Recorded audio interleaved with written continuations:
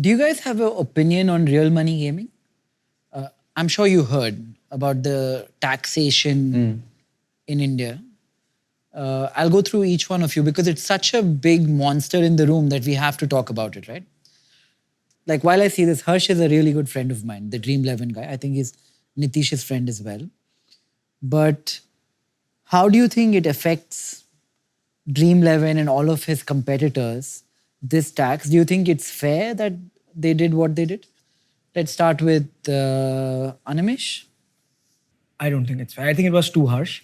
But then It was too harsh, too harsh. too harsh to hush. Yeah.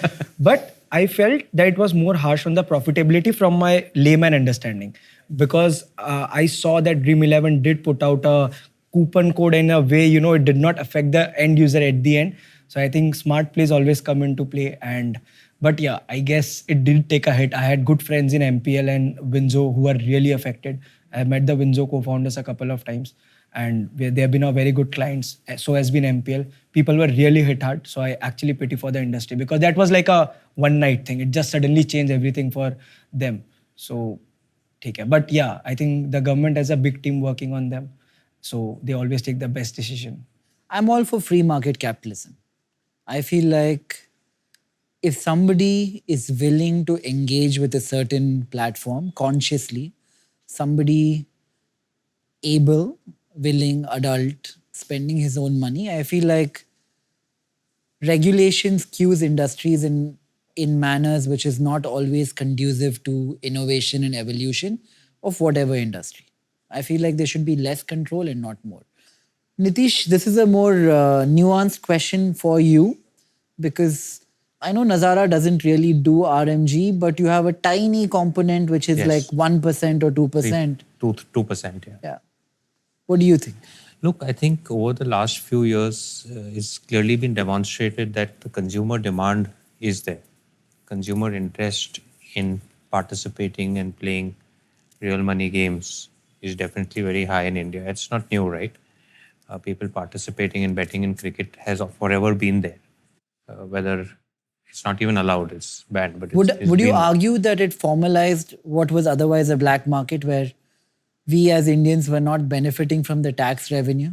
Yeah, absolutely. What do you think about it personally? If I were to ask you about fantasy cricket, rummy, poker, a whole bunch of games like that, Yeah.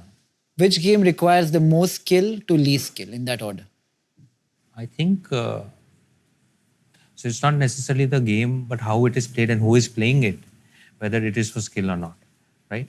But my overall thesis here is that there is consumer demand. People are going to play.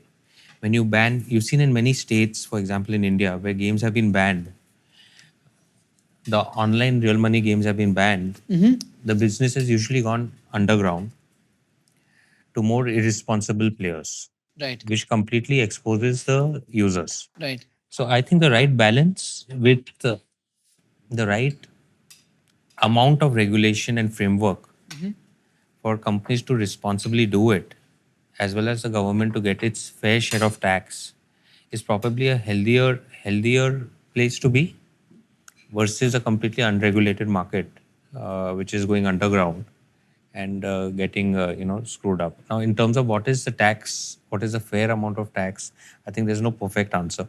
Obviously, if there's Currently, what was the number? 30%. no, so 28. it's 28%. Now the latest tax on the GST is 28% on deposits, which was earlier 20.